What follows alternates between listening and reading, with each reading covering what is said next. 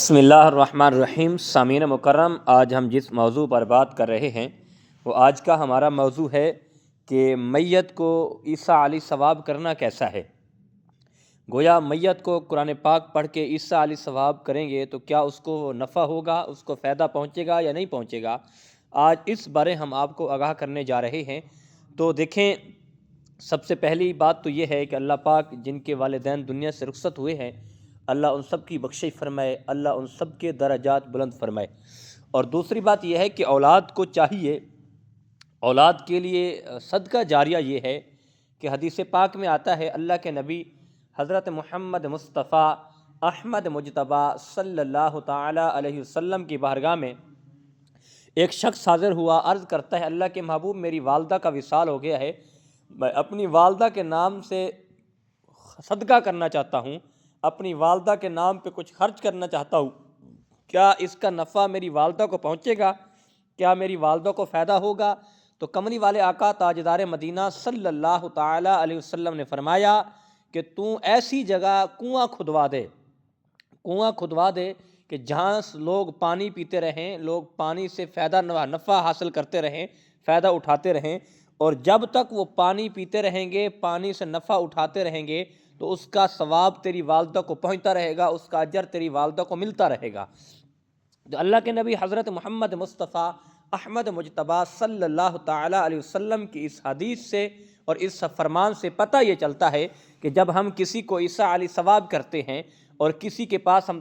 کسی کے لیے تحفہ بھیجتے ہیں کہ ہمارا عزیز چلا گیا ہے، ہمارا رشتہ دار دنیا سے چلا گیا ہے،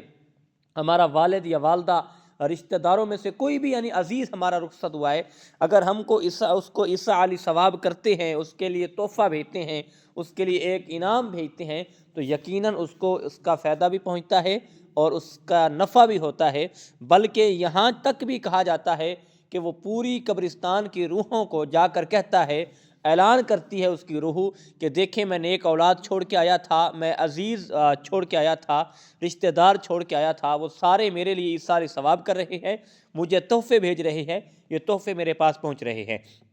تو قرآن پاک کی صورت میں یہ بھی یاد رکھیں کہ اگر ہم قرآن پاک پڑھتے ہیں، قرآن پاک پڑھ کے عیسیٰ علیہ ثواب کرتے ہیں، مثال کے طور پر سورۃ یاسین پڑھ لیتے ہیں، یا سورۃ اخلاص پڑھ لیتے ہیں، یا سورۃ ملک یا سورۃ رحمان ہے، یا کوئی بھی سورت ہم پڑھ لیتے ہیں، یا ویسے جاتے ہیں قبرستان تو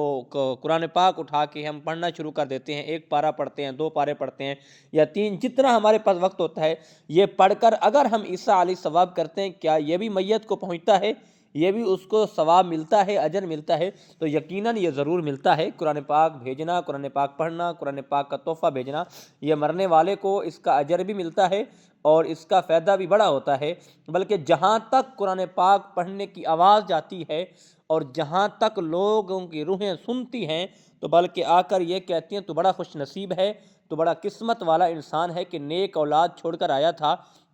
نیک رشتہ دار چھوڑ کر آیا تھا، لیکن آج وہ آ کر قرآن پاک کی تلاوت پڑھ کر کے ہمیں نفع پہنچا رہے ہیں، ہمیں فائدہ پہنچا رہے ہیں۔ تو قرب قیامت والے دن ہم رب ذوالجلال کی بارگاہ میں اس کی سفارش کریں گے، مولا یہ وہ شخص تھا، وہ نیک تھا کہ جب زندہ تھا تو ہمارے پاس آتا تھا قبرستان میں، قرآن پاک کی تلاوت کر کے ہمیں ثواب بھیجتا تھا، ہمیں نفع بھیجتا تھا، مولا تجھے تیری شان کا واسطہ اس کو معاف فرما دے۔ یہ اللہ کے نبی حضرت محمد مصطفیٰ احمد مجتبیٰ صلی اللہ تعالی علیہ وسلم کا فرمان علی شان ہے۔ تو اللہ پاک ہمیں قرآن پاک پڑھنے کی اور قرآن پاک پڑھ کر